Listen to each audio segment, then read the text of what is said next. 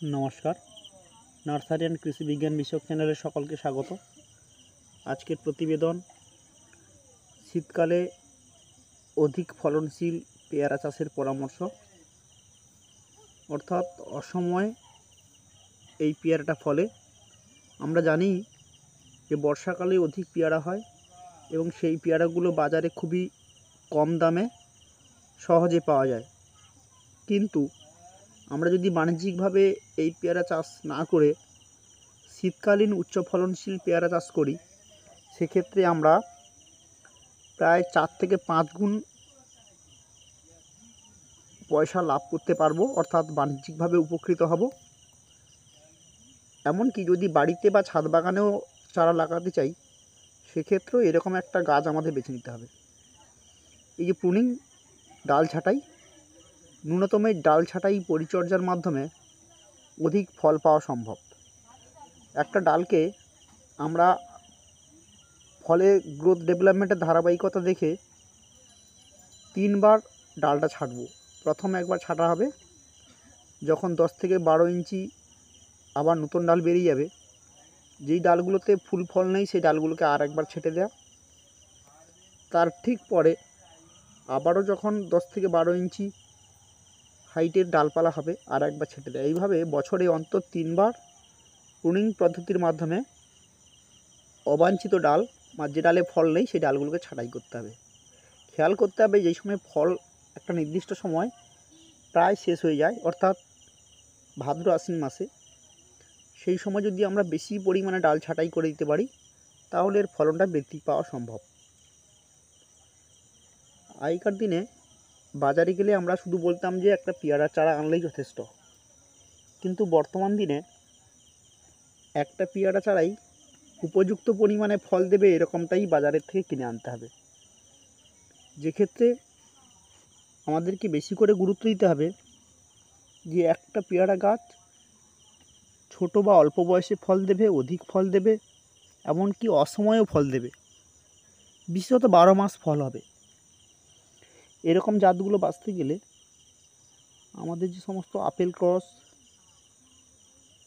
L49, Baruipur, এলাহাবাদি, Malaysia, বিভিন্ন রকম প্রজাতির পেয়ারা আছে। তেমনিভাবে নতুন প্রজাতির থাই ভ্যারাইটির বিভিন্ন পেয়ারা বেরিয়েছে, যেগুলো সত্যি উচ্চ ফলনশীল, অধিক পরিমাণ ফল। দেখতে পাচ্ছি এই গাছটাতে ফল, অত্যধিক ফল, ফুলে পরিপূর্ণ। এটা মাঘ মাসের মাঝামাঝি এটাতে ফল বৃদ্ধিপ্রাপ্ত হবে, অর্থাৎ হারভেস্টিংয়ের সময় হয়ে যাবে। মাঘ মাস এবং ফাল্গুন মাসে এই ফলটি প্রচুর পরিমাণে পাওয়া যাবে। তাই তাই1 এবং তাই5 এবং তাই7, এই 3টে প্রজাতিকে আমরা যদি বেশি করে গুরুত্ব দিই তাহলে শীতকালে 1 কেজি পেয়ারার দাম অবশ্য 100 টাকার কাছাকাছি, অর্থাৎ একটা পেয়ারা 250 গ্রাম হলে 25 টাকা দাম। এইভাবে এগুলোর বাজার মূল্য পাওয়া যায়। তাই আমাদেরকে একটু গুরুত্ব সহকারে যদি আমরা চাষ করি তাহলে একটা গাছ থেকে অন্তত 5 থেকে 7 কেজি পেয়ারা অনায়াসেই পাওয়া যাবে। শুধু ন্যূনতম পরিচর্যাগুলো আমাদের করতে হবে। যেমন গাছ লাগানোর সময় খেয়াল রাখতে হবে উপযুক্ত মাটি প্রস্তুত করে 1 মিটার বাই 1 মিটার এরকম দূরত্বে লাগাতে হবে, যেখানে দিনে অন্তত 4 থেকে 6 ঘন্টা রোদ্দুর পাবে এরকম জায়গা বাছতে হবে। এছাড়াও বালি বা বালিযুক্ত দোআঁশ মাটিকে বেশি করে গুরুত্ব দিতে হবে। খাদ্য খাবার হিসেবে যখন গাছে ফুল ফল প্রায় শেষ হয়ে যাবে ঠিক সেই সময়টাতে আমাদেরকে একটু নাইট্রোজেন, ফসফেট ও পটাশ যৌগ মিশ্রিত খাবারে পটাশ বেশি পরিমাণে থাকবে এমন খাবারটাই দিতে হবে। গাছের ফল ধারণের ক্ষেত্রে পটাশটাই বেশি গুরুত্বপূর্ণ। তাই 10-26-26, 14-35-35 এরকম জাতীয়, বা যদি আমরা ফসফেট যৌগ এবং পটাশ যৌগ আলাদা করে দিই সেই ক্ষেত্রেও কোনো অসুবিধা নেই। একটা গাছে প্রায় 150 থেকে 200 গ্রাম পর্যন্ত খাবার দেওয়া যেতে পারে, বছরে 2 বার খাবার দেওয়া যেতে পারে। দুটো সিজনে ফল একটু কমে যায়, একটা হচ্ছে ভাদ্র আশ্বিন মাসে, আর একটা হচ্ছে ফাল্গুন ও চৈত্র মাসের দিকে। ঠিক ওই সময়টাতেই আমরা খাবার দিয়ে গাছে জল দিলে গাছের নতুন ফুল ফল বেশি পরিমাণে দেখা দেবে। তাই আমরা এরকম একটা প্রজাতিকে বেছে নিয়ে চাষ করলে আমরা অবশ্যই লাভের মুখ দেখতে পাবো।